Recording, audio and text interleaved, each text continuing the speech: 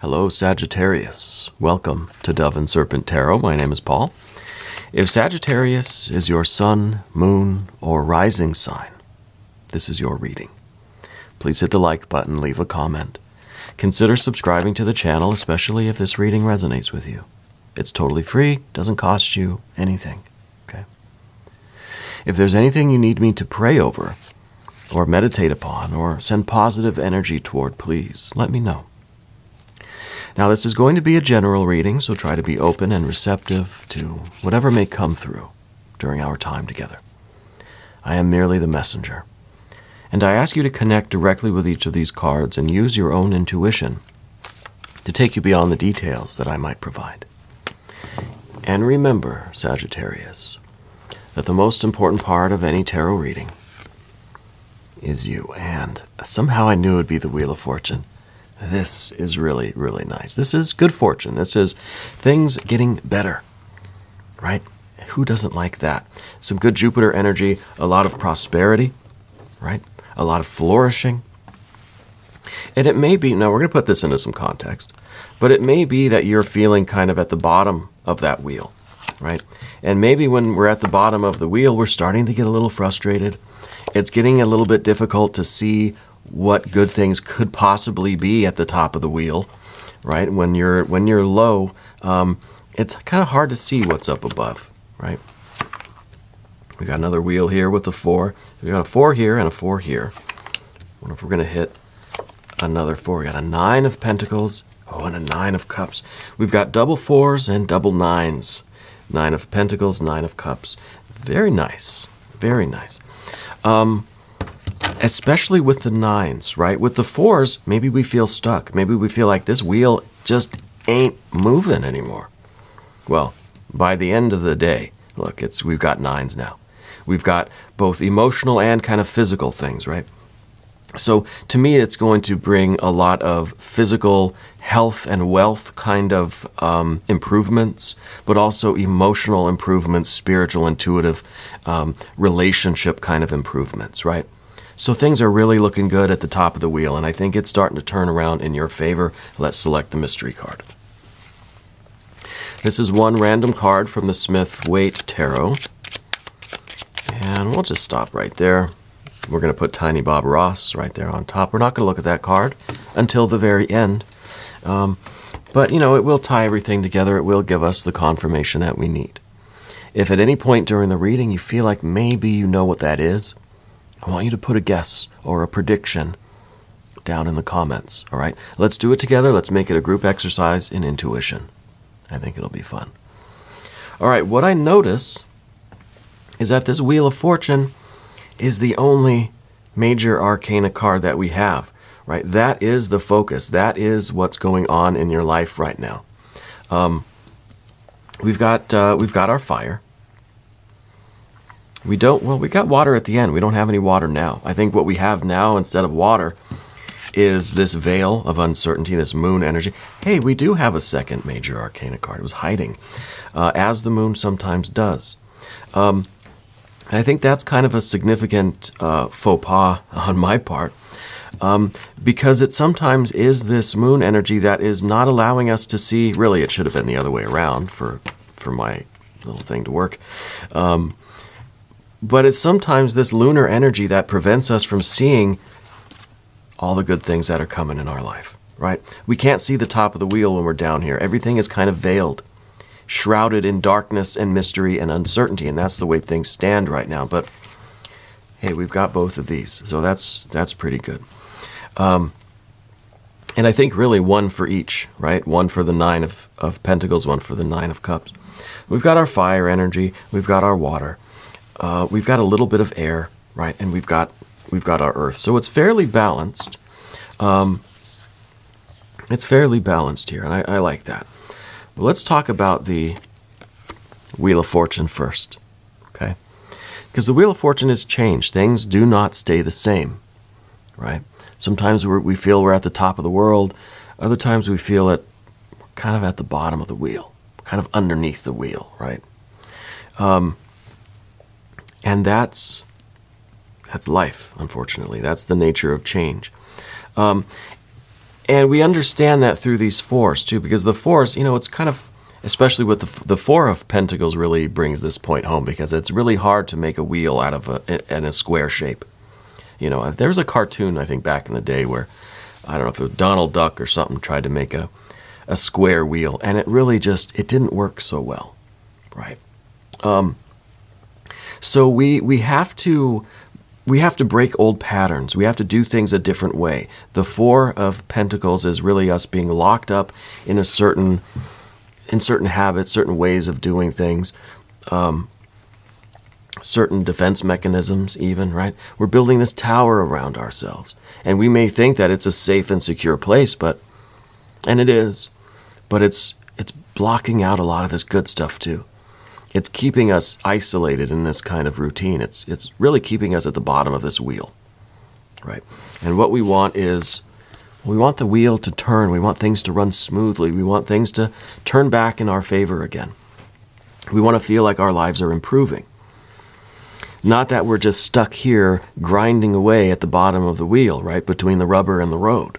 That's not where we belong, right? Sometimes that's where we end up. But we've got to find ways to keep things moving again. I think that's really breaking routines, breaking mental and emotional habits, right? Getting out of these fours and let that 9 really do its thing. Yeah. So the Wheel of Fortune, it is the readiness for change. This is kind of how we've got to change the things that aren't working right now. And it may feel worse before it feels better. Okay, and I think that's kind of what we see as the energy flows this way. But once we get up here, this is when it really starts feeling good, because you're breaking old patterns. And just because it feels uncomfortable while you're doing it doesn't mean that it's bad for you, right? Doesn't mean that it's not for a positive, change. In the past, we see the 10, right? This is the 10 of Wands. It's in the back here. I think this is the idea that we've exhausted the energy in this current situation. Now, I don't know if this is maybe, it's hard to say when we have the Wheel of Fortune, if this is mostly financial or mostly career related, something health related. I do feel like there's some issue with your digestion. But that, again, that could be this kind of anxiety that we feel with the fire energy, could be causing some digestive troubles. This is ascendancy. This is ascension. This is you making progress in life, right? I'm getting an image of an eagle, okay? I think the eagle symbolism, or a hawk even, is important to a lot of you. And it may even be that somewhere around you wherever you are right now, in your room or in your house, in your car, you might have some sort of eagle picture or symbol, or a hawk or something. Some kind of bird of prey, I guess. The idea is that we are bringing our entire life up. It's not just career, it's not just finances, not just health, not just relationships, not just creativity, not just spirituality. It's all of it. It's life, right? We can't really compartmentalize life. I think we've tried, and that is the Princess of Swords up here. We've tried to kind of just focus on one thing, leave the rest of it alone for now. And yeah, sometimes that's a good way to approach things. It makes sense, right? We break things down into chunks. We focus on these things first, and then we move over and we focus on these things. But if you're focused on, let's say your financial life, but we're not focused so much on our physical health, both are going to suffer, right? So we have to, and that's kind of the point of the wheel here, is that this wheel, it's a circle. It's a perfect circle, right? Shout out to Maynard. It expands equally in every direction. We don't want a lopsided wheel, right? Could you imagine if wheels were ovals? That'd be terrible. We wouldn't get anywhere. It wouldn't be a fun ride, right? So we want everything to kind of expand equally. You got to pay attention to your physical health, but yeah, you've got to work on your finances too. You've got to carve out some time for your spiritual life, for your spirituality. You've got to make time to be creative, to love, to feel, to enjoy, to just kind of kick back and relax too. So that's what we're looking for, this kind of equal expansion of things. I think that you have tried to compartmentalize before and focus on just kind of one area of life, but we get that 10 of Wands there. It's too much focus on this. The rest of the wheel kind of deflates, right? It's kind of a spiritual aneurysm, I guess. There's a limit with this 10, you know, and it's that fire energy. This is your focus, your attention. You can only really put all of your energy into one thing for so long before something's got to give, right? Too much tension on that wheel or that part of the wheel, it's going to pop, right? That wheel's going to pop. So this is the way we used to do things, I think, you know. Whatever method, whatever kind of strategy you thought you had, I think it was almost too disciplined, you know? And when we combine, it kind of was a discipline that wasn't working though, right? When we combine the Princess of Swords and the 10 of Wands, it's a lot of attention. It's almost too much focus on the wrong things at the wrong time, you know? But it's this idea that we're being... it's kind of a hyperfixation, honestly, right? Whereas what we need is this holistic expansion, right? But I think that causes some anxiety here. And here is that fiery Knight of Wands, fire on fire, right? You're burning and then you're burning some more. Because it almost feels like we're not making progress anywhere if we're not hyperfixated, putting all of our energy into one thing. Then we're kind of forcing some sort of progress, right? So there's some anxiety, I think, and this, I think, again, part of this digestive thing that I'm sensing.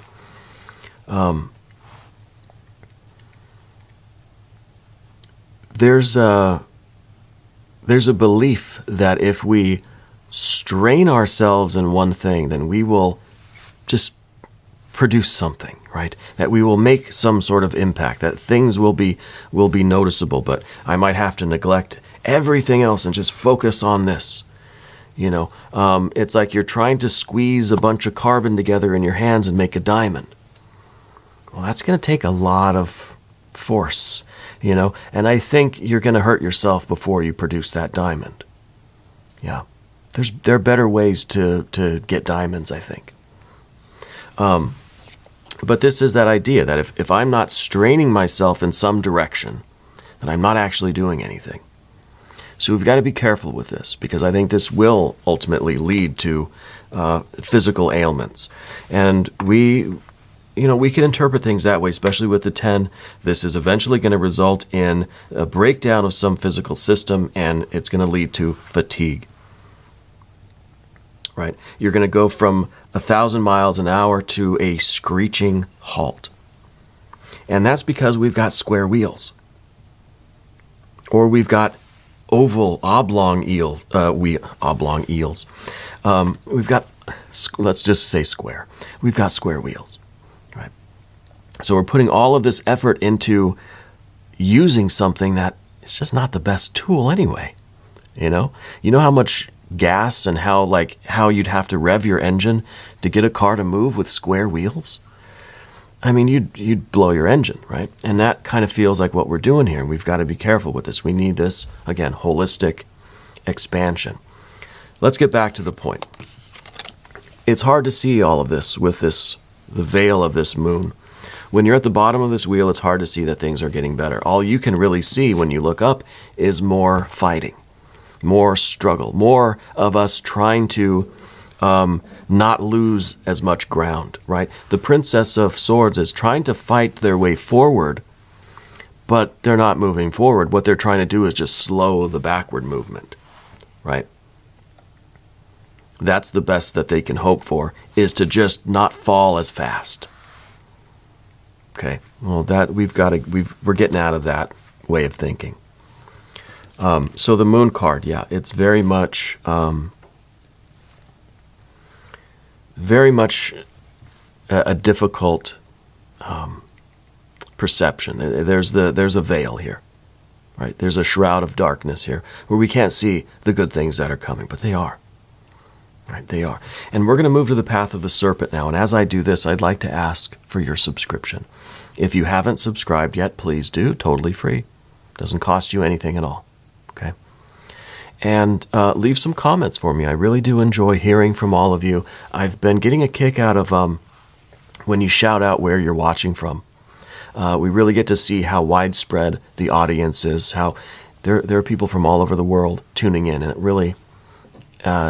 I really enjoy seeing that, and I love that. And I appreciate and love all of you. Okay, Four of Wands here. So that we're connecting now with the fours. So the fours are the things that we've been doing that haven't been working, right? And this is what we're trying to put an end to in some ways, I guess we could say. We're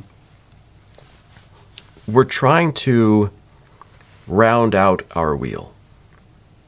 Right? We're trying to create a structure that is going to allow for more equal growth, equal expansion, and not putting all of our fire energy in one particular direction. Now that fire energy is able to be balanced out, to go where it needs to go. There's not the restriction here. There's an idea of a structure, yeah, but it's just kind of it's almost following our intuition a little bit more. It's not the rigid structure of a four. It's a little bit more. There's a little bit more leeway, right? A little bit more room for adjustment here. It's like the difference between an impromptu fire pit with just some stones in the circle, or when you just get out the bricks and the cement and the concrete and whatever, and you build a fire pit in your backyard, and it's cemented in there and it's not moving, right? Now we're kind of learning to ease up a little bit, right? To listen to our bodies even. Here we have fire and earth, right? And this to me is the direct way of manifesting our goals. Fire to earth. We don't have the air to get in the way. We don't have the cups to get in the way, right? Thinking and feeling kind of interfere with the flow of energy from impulse to behavior, from idea to implementation, from fire to earth, right? Which is what we're all trying to do, which is what the energy of the universe is trying to do, to go from fire to earth. In this case, we might have had too much fire in the wrong direction that the earth that we're aiming it toward really can't handle it. It's like you're overinflating the tire, and the tire's square, so, it's kind of a double trouble here. So really what we need to do is have this containment of the fire energy in a way that's not rigid, right? It's got semi-permeable boundaries. It's a little bit porous, right? We can move the rocks around if we need to, right? So that the fire doesn't get too big for its container. Yeah. So I think the Four of Wands is us implementing a kind of a new style, a new routine. We're getting out of this rigid structure. And the idea is that we don't have to just radically change. We don't want the tower. I hope that mystery card's not a tower. We don't want to just completely blow the tire up. We don't want to completely get rid of the organization and the structure that we've been following. We just want to allow for more changes where they need to be. We're not forcing change. We're not forcing ourselves to do things differently, but neither are we forcing ourselves to do things the same way. We're a little bit more open and free. Maybe the Fool card for the mystery card, yeah? And now we get to the clear vision, because I kind of think we've been talking about this for so long, we lost sight of that Wheel of Fortune. All this success, you're coming around the other side of the wheel here. And now you're beginning to see it. Once we've learned to do something with these tires, now we have the Knight of Wands. And the Knight of Wands can really see what's coming in the future, can see the land for the earth and the water. right? Can see the hills and the fields and the streams and the creeks and the lakes, right? Where before all you saw was a misty kind of fog. There was a fog in the landscape there. But now that's clearing out of the way. So the Knight of Wands, especially in the position of your environment even, it's saying, you've got to look around now for the signs and symbols. Again, maybe this idea of the hawk or eagle. I think fish for a lot of you are going to be symbols of prosperity, right? Symbols of nourishment. You've got to look around. You've got to be not so caught up in this internal struggle with the fire and the earth that we were talking about, right? That struggle, that rigid, trying to conform to what we think is the right method here. But let's look outside of ourselves. Let's look into the environment. Let's see the land. Let's see the fields. Let's see the lakes and rivers and the fish that inhabit it. Yeah. Let's see where we are and what we've got around us, and see if we can see the fish stirring in the lake. See if we can see some of the crops starting to grow in the fields. Yeah. Let's look up to the mountain. Let's see, do we see the hawk up there? Do we see these symbols of nourishment and prosperity and ascension? We're not going to see them unless we look outside of ourselves and look up, we need to activate that spiritual vision, which I think is going to require that a little bit of this fire, this hyper-focus, this anxiety be redirected in a more kind of free and easy way to notice what's happening around you. So I think in a lot of ways, you're training yourself to see the top of the wheel and see how we might be able to get there, and see that when these good things start coming around, that we can take full advantage of them, that we'll recognize it when we see it. Now we've got a 9 of Pentacles here. This is gain, right? This is money coming in. This is health being restored, wealth being restored. This is, having enough to pay off the debts and then some. This is the visible sign of progress. This is what we were trying to force back here. See, if we focus so intensely that maybe we could produce something, well, let's relax a little bit, and we'll see that this will start flowing in a little bit more easily. Yeah. So there's financial gain in your future. There is also emotional gain in your future. You can see the birds and the trees. You can see the fish in the water. Yeah. So I think with these two, really, it's your financial and your physical situation is improving. Your emotional, spiritual situation is improving, right? So your relationships with other people, your relationship with yourself, self-love, self-care, self-nourishing, healing, but then also connecting with others, supporting others, right? Finding the deeper emotional bonds, the intimate relationships that you have, right? Those are going to improve. And everything has to kind of come up together, right? We can't hyper-focus. You can't focus so much on your finances that your intimate relationships just deteriorate. Yeah. So this is the physical and the emotional together, okay? I want to look at the mystery card now. I'm curious if that, I may have jinxed us with the Tower card, but I want it to be the Fool. I want it to be the Fool. So the first thing we've got to do, honestly, is to identify the behaviors, the framework, the way we think that we want to change. What is the methods that we need to change? We need to change that square tire for a round one. But we have to be able to recognize what our square tires are. Okay? Not spare tire, square tire.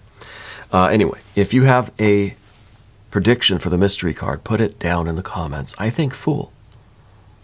I'm going to stick with that. Let's see what we've got. Oh, a King of Pentacles. Interesting. King of Pentacles. This card has been stuck in this for so long that it is that the natural environment, right? The weeds, the grass, the ivy, the land has started to grow over this person. So this is kind of committing to something even when all signs around us say that if we just could get up out of our chair and do something a little bit differently, we could be part of all of this growth that's around us. But nature is growing all around you. This success, this blossoming, this flourishing, this abundance is happening, but we're stuck in our square wheel. And it's almost like we're refusing to acknowledge everything that's around us. You see, this figure is just kind of blissfully unaware that nature is growing all around them to the point where they're being covered with these vines and the ivy and all these plants and stuff. So this is very interesting. This kind of tells me that we are so focused, because the eyes are closed, we're focused on this internal kind of struggle with, I think, this fire energy and this earth energy internally, that our eyes are closed and we can't see all the abundance that's growing around us, even though it's growing all over us, and pretty soon it's going to completely overtake us, right? But we're not looking. So this lunar energy, this is like a veil in front of your eyes. And I think this is a confirmation that we need to open our eyes. Right? A lot of this fire energy is consciousness, it's awareness. And yes, we need that awareness to be internally, but we need to look at how it's manifesting outside of ourselves. Right? You got to open your eyes and see that you've been using square wheels,